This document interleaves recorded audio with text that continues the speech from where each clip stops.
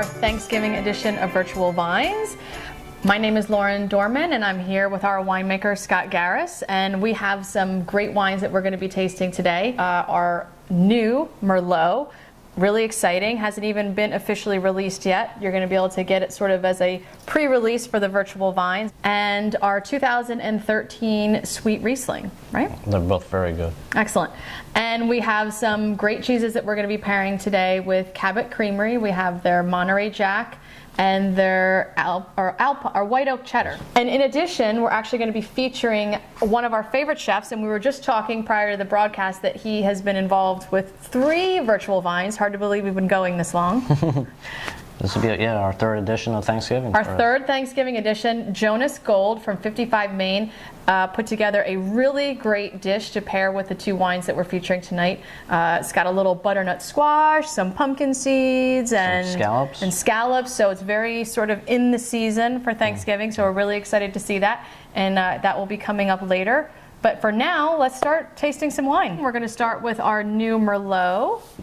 This is one of the new Merlots, something that I've been playing around with for a little while. And this is actually a blend of 2 different Merlots. So this is a blend of the 2013 Merlot and a 2014 Merlot. The reason why I did that was because the 13, as everybody knows, was very heavy, very big, very bold style Merlot. It almost confused people. People thought it was a Cabernet instead of a Merlot. We actually had to move it on our tasting sheet. Yes.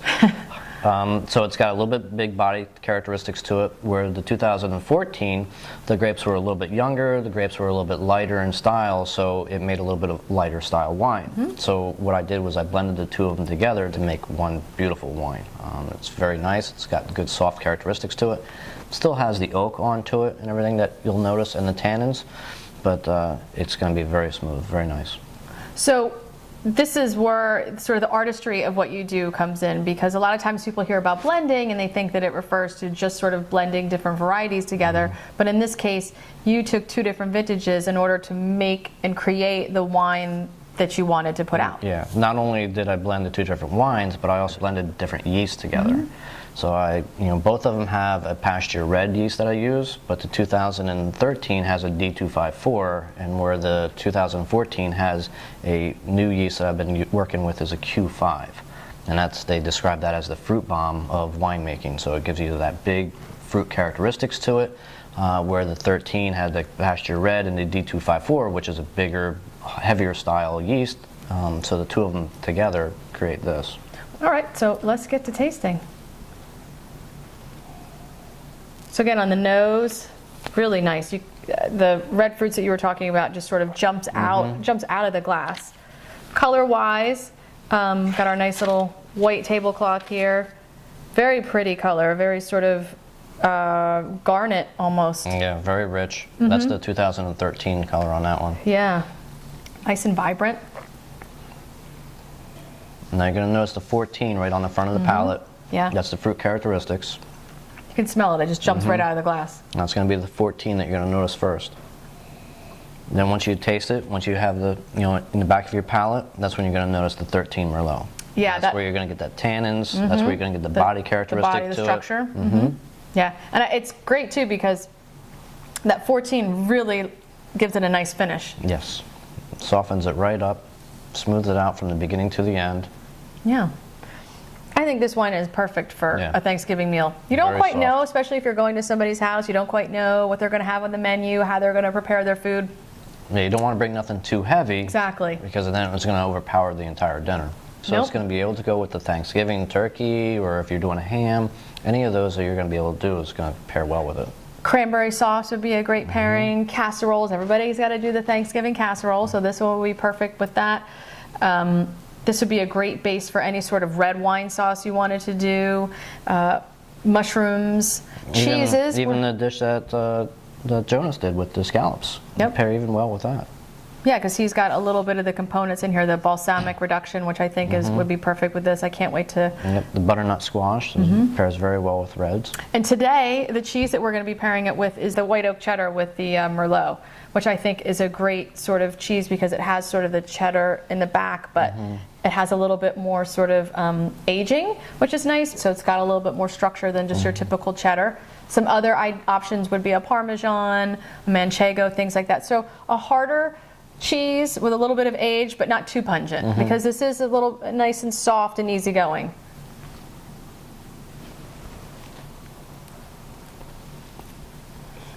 And again, sort of very rich at first.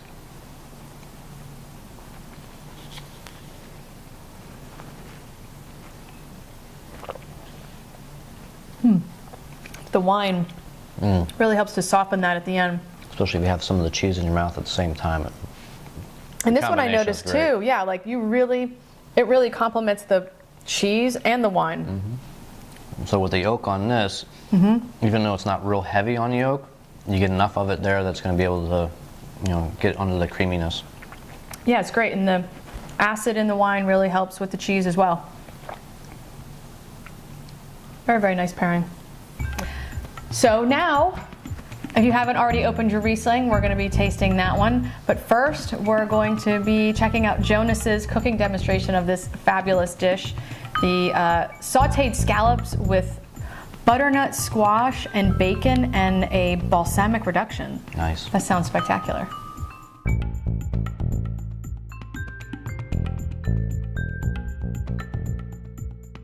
Hello, my name is Jonas Gold.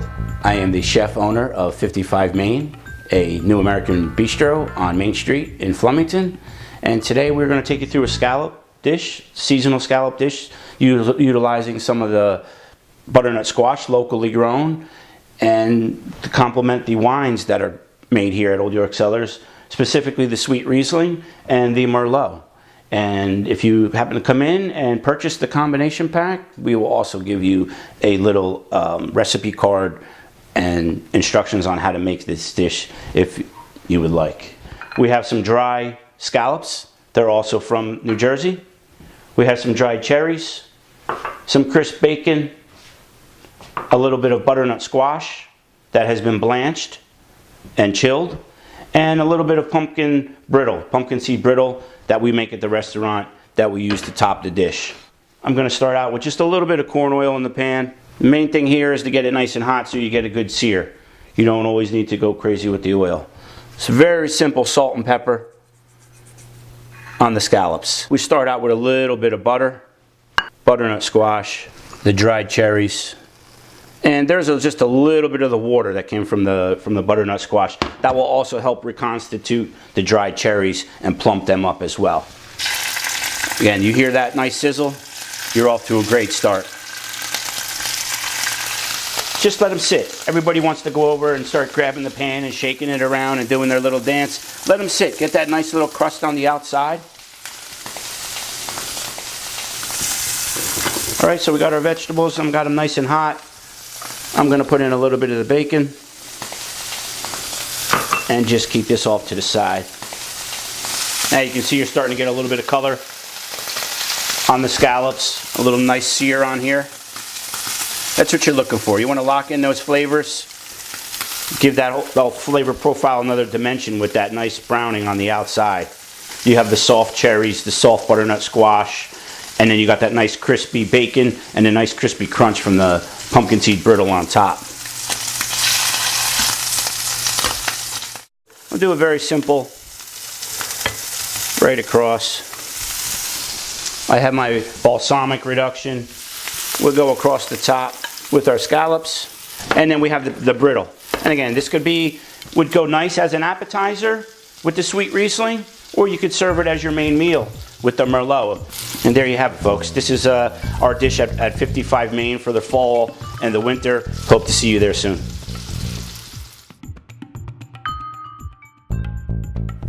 All right, so now we're going to move on to our 2013 Sweet Riesling. We've paired the Riesling with a couple of our Thanksgiving editions because, we find that Riesling is a great partner with the holiday meals, not just Thanksgiving, but any sort of holiday meal that you'd be having around this time of the year. It's about 4% residual, so it's not very sweet. The reason why I do that is so that you are able to pair it with a lot of foods and stuff. So when you enter it in the competitions, this is more considered a semi-sweet. The yeast that I use on this, I always use an R2. The yeast on the Rieslings, I'm very happy with that yeast. I never have any problems with it, and it always gives you that green apple, very clean finish. What people are I look looking for. But I also do a very cool fermentation on this too. Or the reds, I'll do like a 70-degree fermentation. This here, I do a 55-degree fermentation. So it keeps a very long fermentation. It draws it out for almost 3 weeks, the fermentation. That way then it keeps all the flavors in the glass. Really nice on the nose. Again, even you get a lot of that sort of apple-y characteristic to it. A little tiny bit of sort of minerality in there too, I'm getting. And again, on the palate, it's amazing that it is 4% residual sugar, because the sugar is not even remotely the first thing that jumps out at you. It's more sort of the apple-y characteristics and the fruitiness, and then that acid at the end just sort of carries and finishes the palate really nicely. That's what the sweetness does. It just softens up the acids a little bit. If you were to take 4% and stick it in another wine, it would just seem so much sweeter than this one does. I definitely get the apple-y characters, the stone fruits when I try it, but it finishes so nice and clean, which is why I think a lot of people are afraid of sweet Riesling with food, but I think that it makes it sort of very food friendly. I automatically go to, you know, foods with a little bit of spice, sort of your curries, some Asian foods, sweet and sour sauces, things like that. Stuff that wings, things that have a tendency to be a little bit difficult to pair wines with because they have heat. This is just perfect for something like that.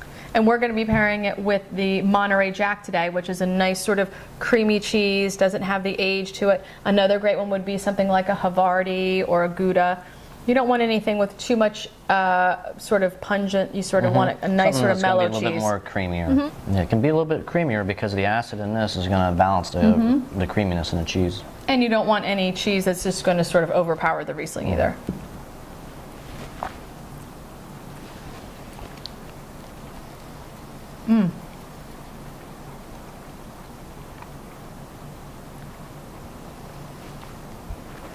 It's perfect with that.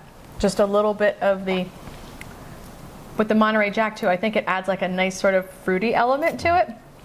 So it's kind of like having an apple and cheese together, which is a great pairing.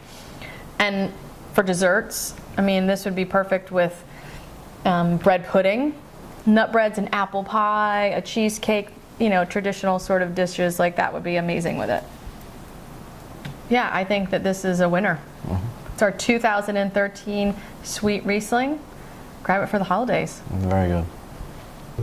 Thank you for joining us for our Thanksgiving edition of Virtual Vines. We want to say thank you to Cabot for supplying 2 great cheeses to pair with our wines again today. And also thank Jonas from 55 Maine for creating a fabulous dish to pair with these wines. He does an amazing job every time we work with Jonas. And so we want to say thank you to him from 55 Maine. And we want to thank all of you for joining us, and we will see you next year. Absolutely. Cheers. Thank you.